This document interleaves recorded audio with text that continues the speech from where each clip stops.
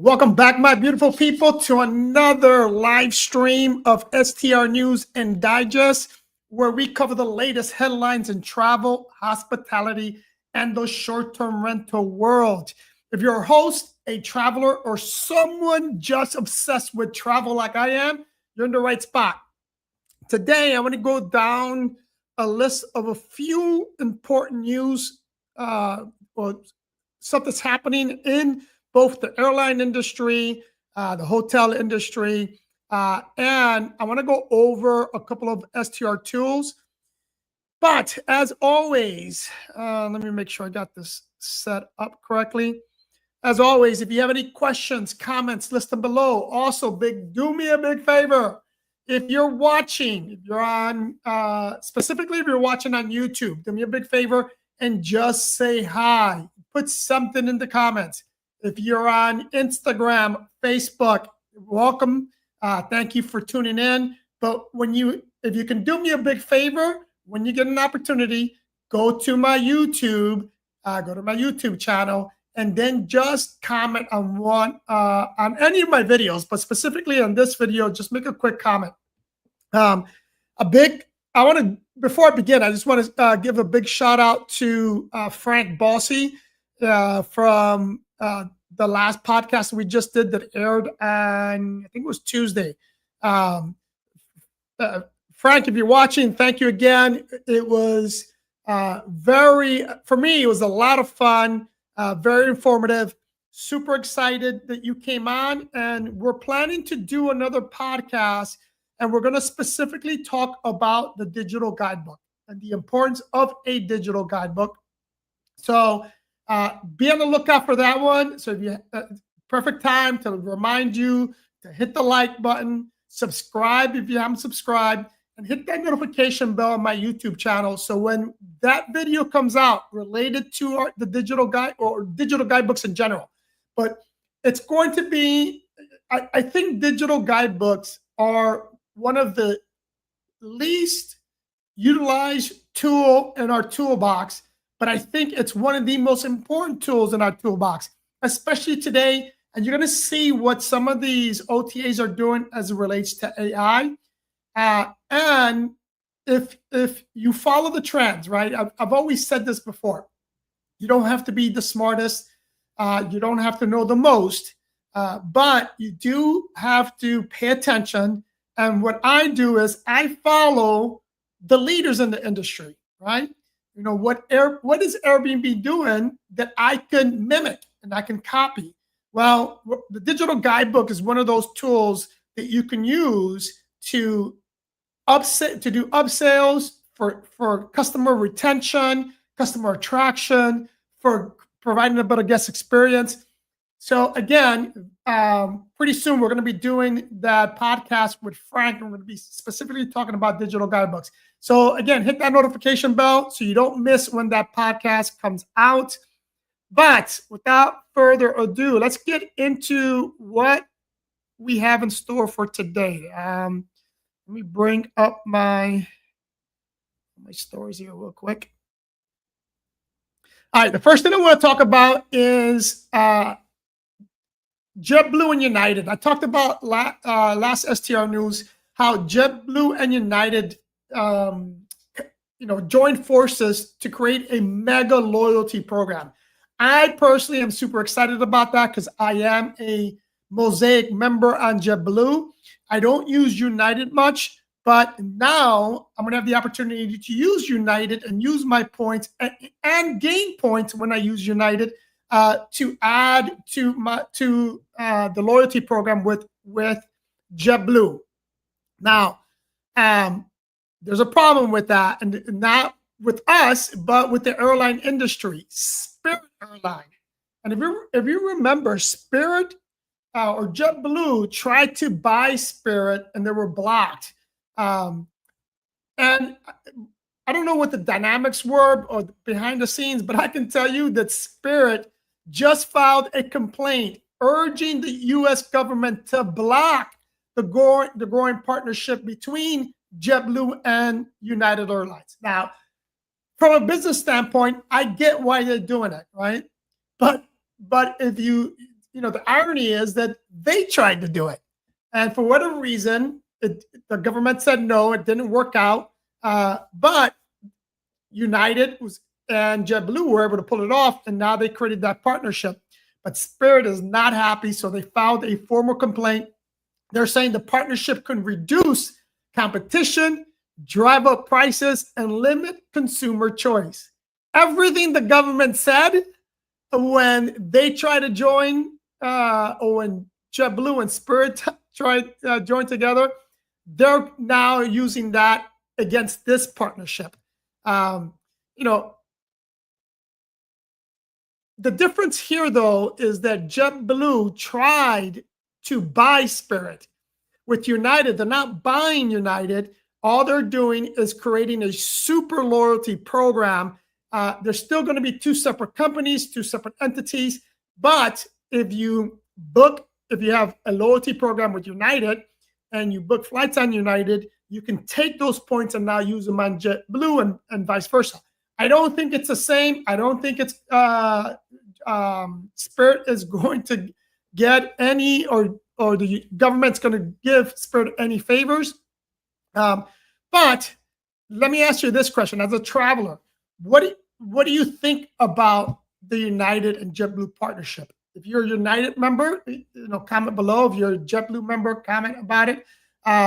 Let me know. Do you think it's a good thing? Do you think it's a bad thing? I gave you my opinion. I think it's a great thing that they created that super loyalty program.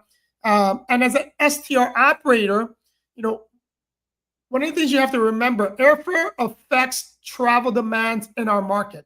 So if people can buy flights with points, then people will have bigger or more opportunities to travel in general, which gives you more opportunities to get these travelers going to your location and renting your STR. So I personally think it's a good thing. Spirit thinks otherwise.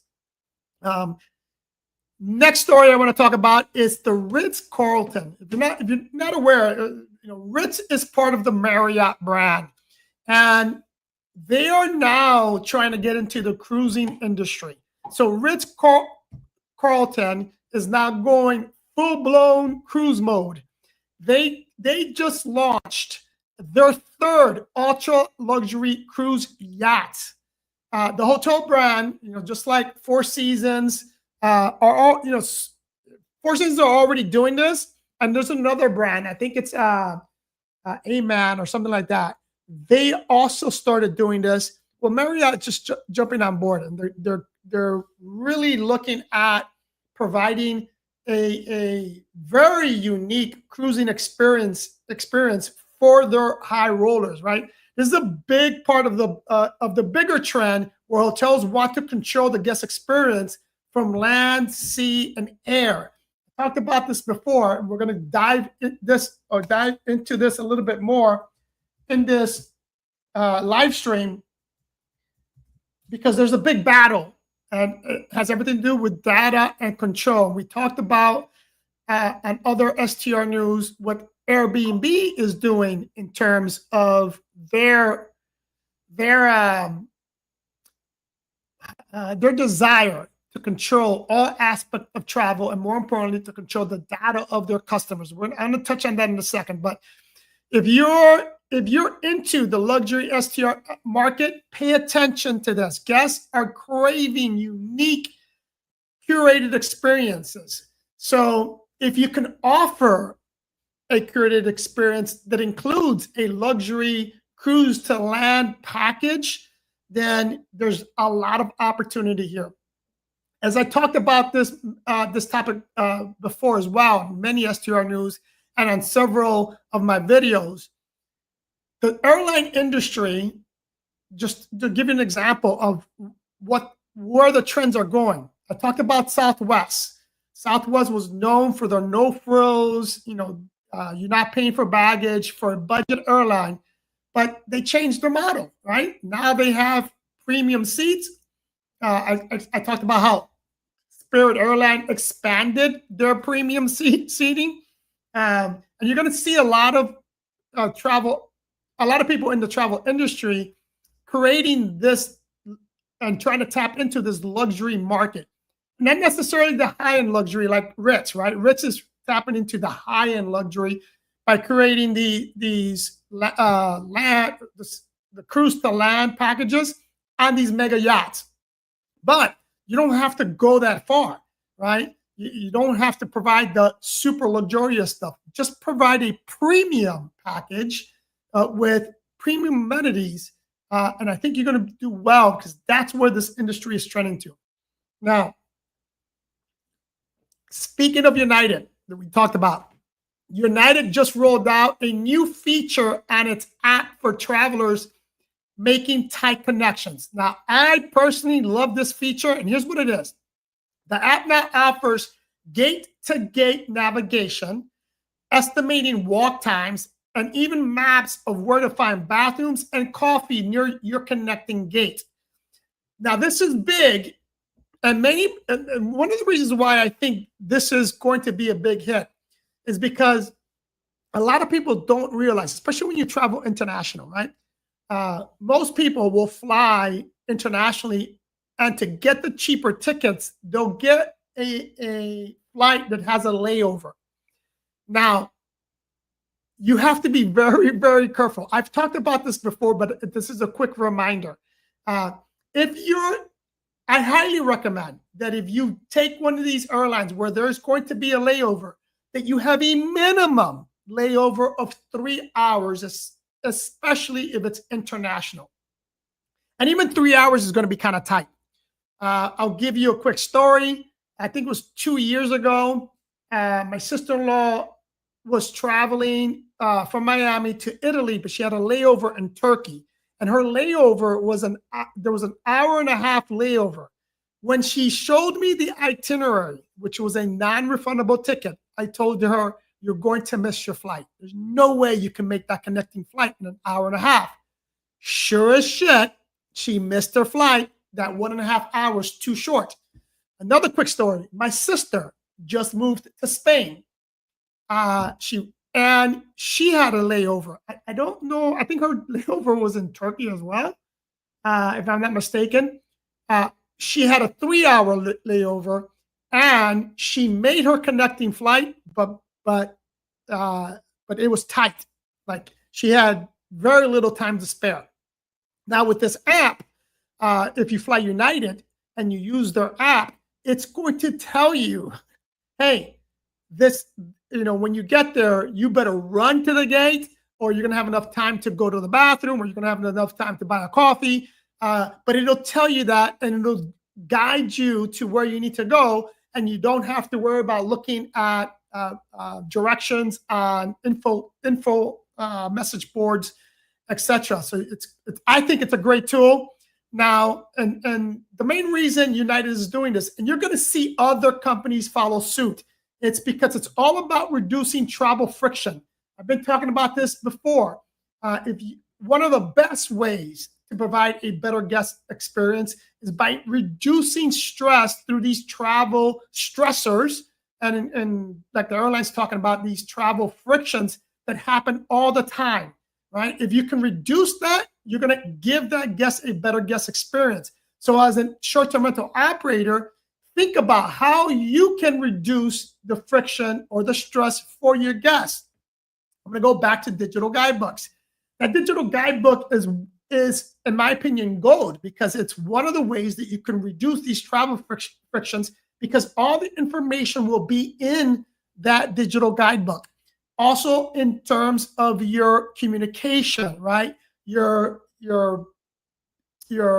post-booking communication, your communication during the travel period, during the stay, and then post-stay. All that stuff is super important. All that, more reasons why also you should make sure that your messaging is on point, that it's automated, and that you're using AI to provide a better way to communicate with your guests. Because the last thing, as a short-term rental operator, I'm going to give you some personal experiences that I had with hosts that I knew right off the bat I was going to have issues, so I was communicating them early on. So I'm going to give you a couple of examples. If you book a short-term rental and you don't get an immediate response, like immediate welcome message, that's a red flag. Also, if you book a short-term rental in advance, meaning you're going to have a couple of weeks in advance, if you haven't heard from that guest or from that host, reach out to that host, because that's a problem. Especially, I would reach out 2 to 3 days before your arrival, reminding them that you're coming in and asking them if there's anything you need to know. Let them know when you're going to arrive. So, for example, if you're arriving outside of normal hours. So I'll give you an example. I traveled to Cartagena one time. My properties weren't available, so I booked a short-term rental that was very close to one of my properties. And I didn't hear from, I booked it, didn't get an immediate message, or I didn't get a message, period, confirming the booking. So I reached out and they confirmed they got the reservation.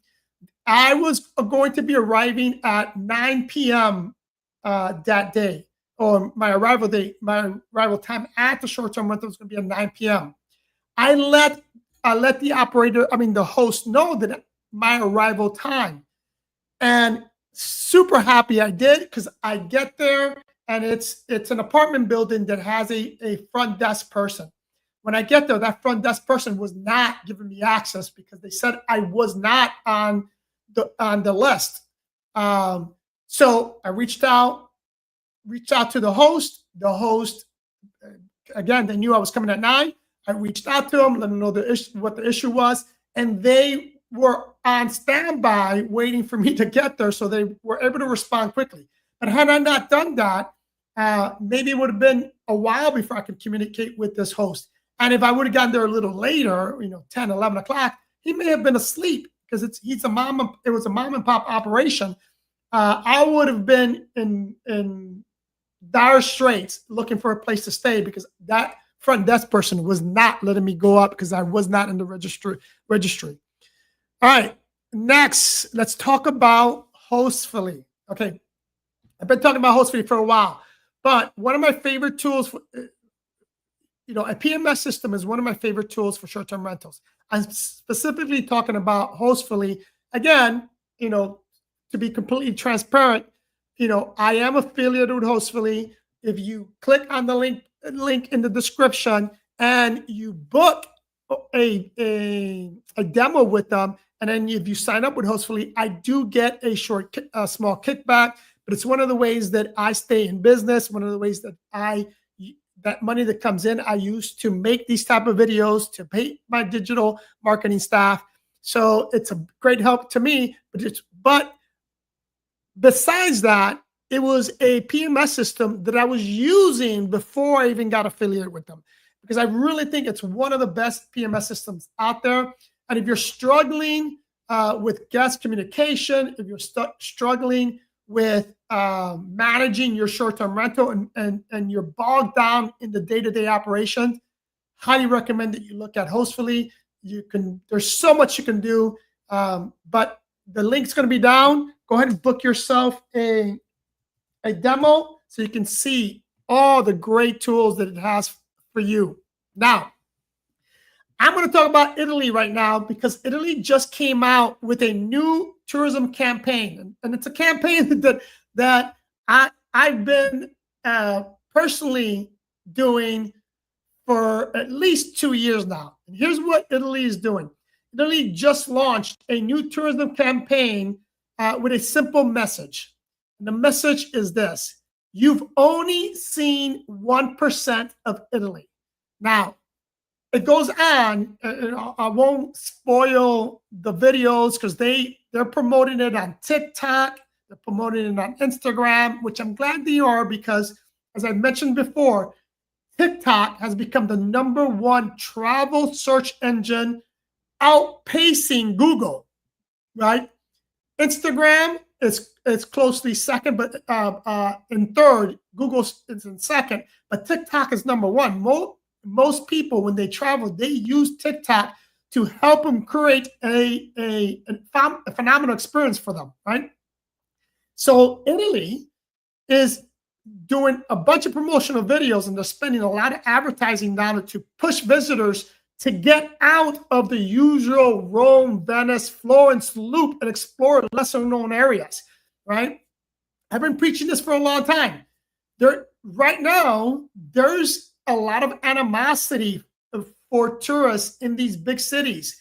I mean, I'll give you an example. If you're following the news in Spain, Barcelona has had multiple protesters or manifestations against tourists.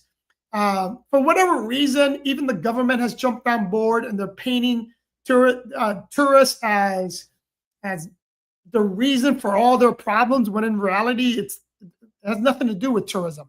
It has everything to do, in my opinion, to their mismanagement and hotel lobbyists pushing against short-term rentals.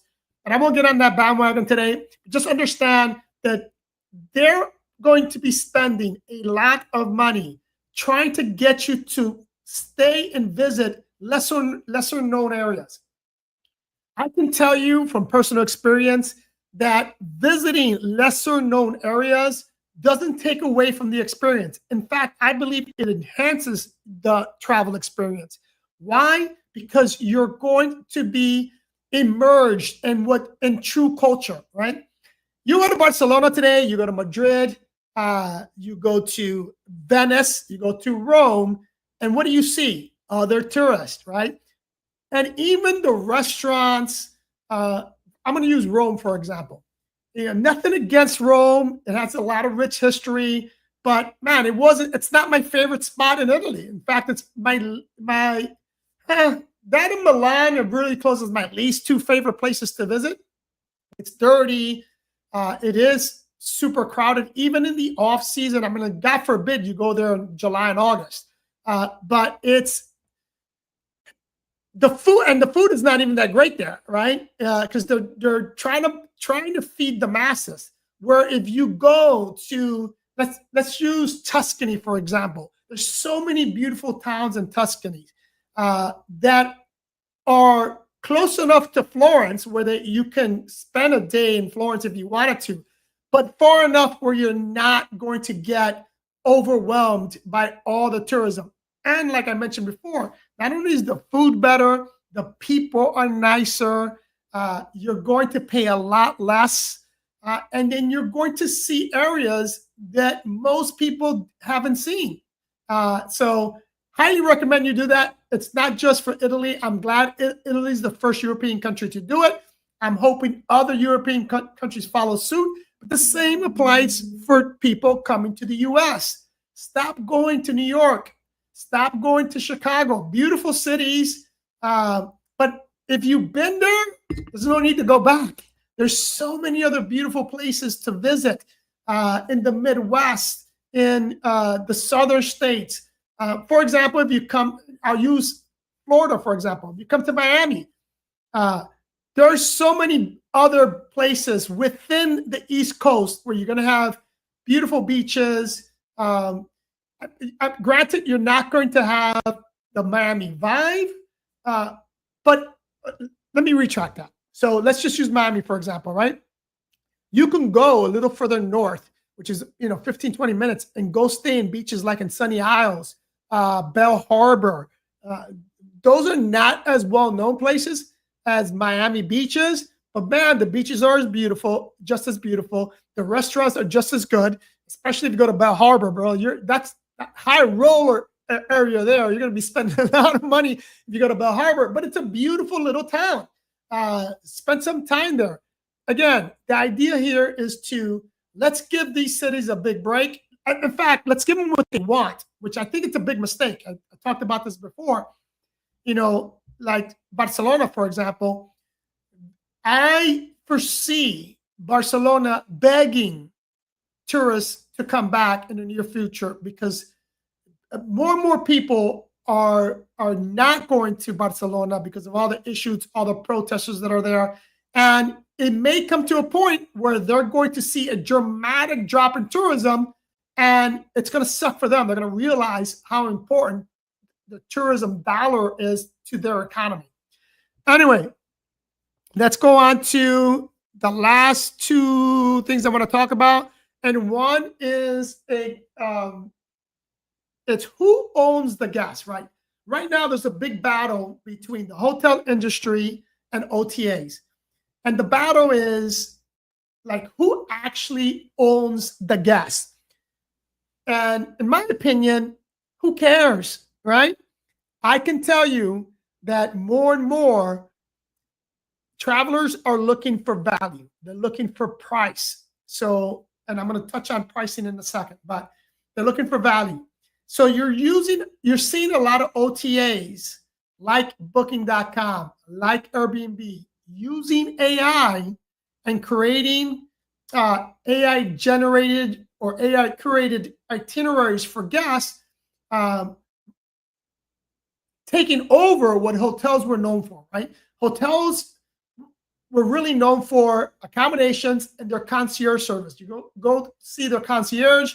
That person can give you recommendations to restaurants, recommendations to shops, to events, nightclubs, etc. Fortunately for the hotel industry, AI is now doing the exact same thing, and you're not spending the big dollars that you're spending in these hotel chains to have a concierge person on hand.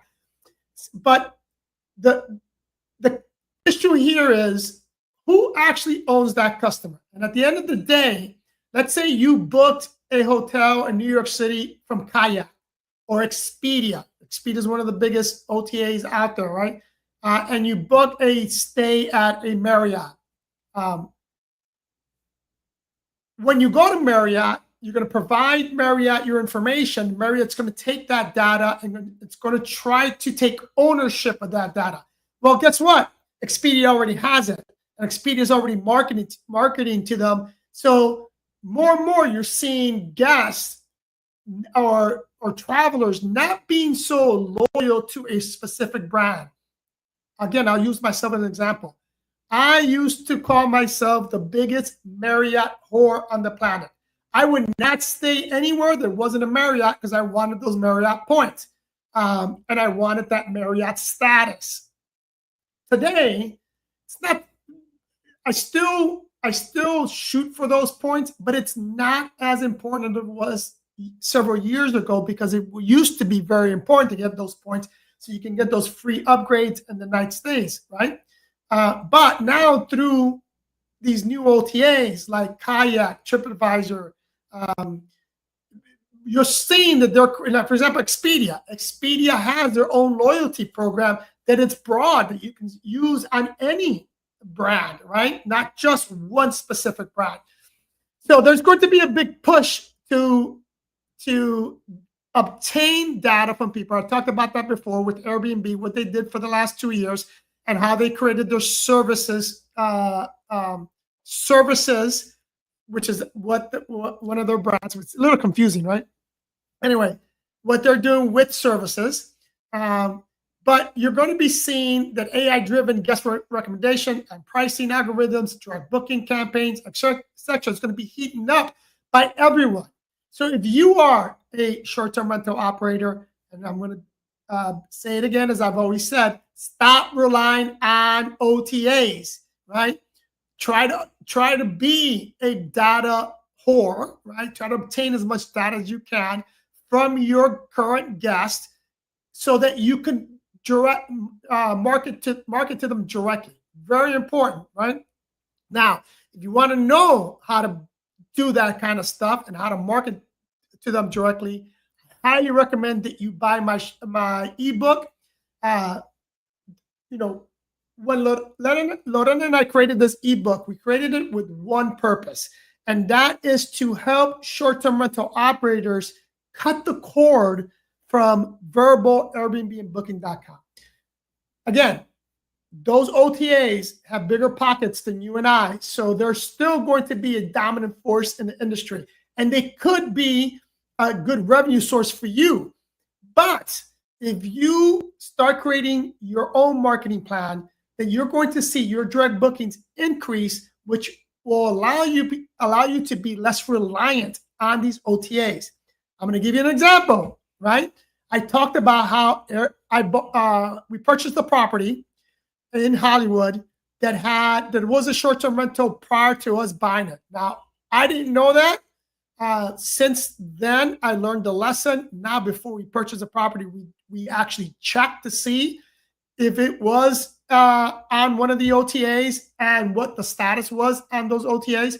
But as a result of that prior owner doing a lousy job as a host, Airbnb banned the property, not the host, but the property itself. So we cannot advertise on Airbnb.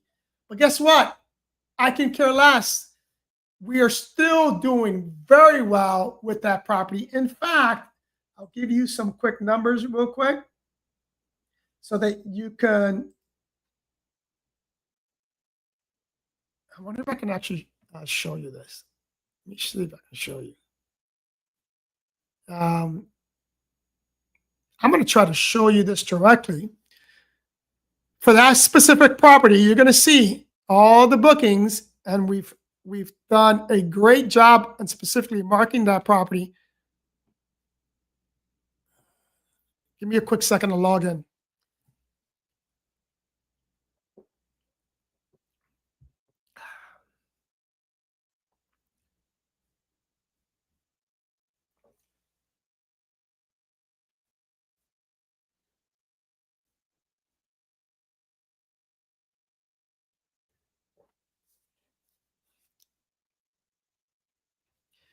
All right, I got it up. Okay. Let me present. Let me share screen.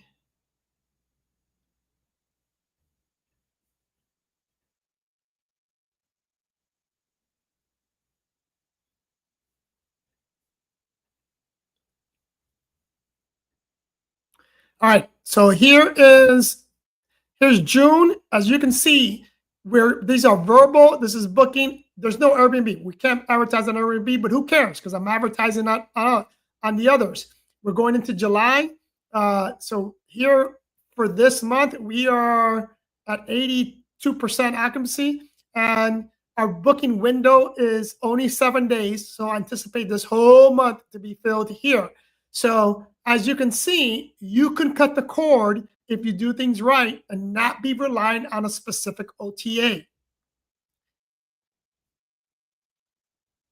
So going back to our digital guidebook, let me stop sharing the screen real quick. Stop sharing.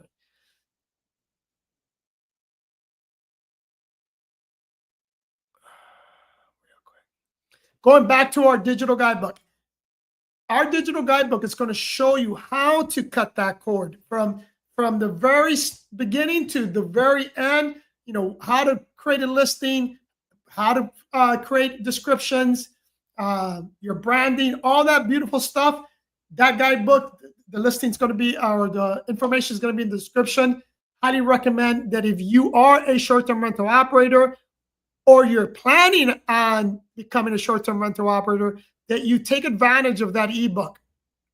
And here's what I'm going to do for those that purchase that ebook. And when you purchase it, if you send me an email about this specific STR News and Digest talking about this, I will give you a free 30-day consultation with me so that we can get you started off right. Or if you're already a short-term rental operator, we can analyze what you're doing to help improve and bring you more money to your business, because that is the ultimate goal, right? We all want to stay in business. We all want to generate more money. So that is going to be it for this STR News and Digest. Hope you guys enjoyed it. Don't forget, hit that like button. Subscribe if you haven't subscribed. Follow me on Instagram. I will see you guys on the next one. My luxury Airbnb isn't getting booked. Even though my property is in perfect condition, has all the best amenities, and I always respond quickly to all the inquiries, my occupancy rate doesn't go higher than 20 and 30%.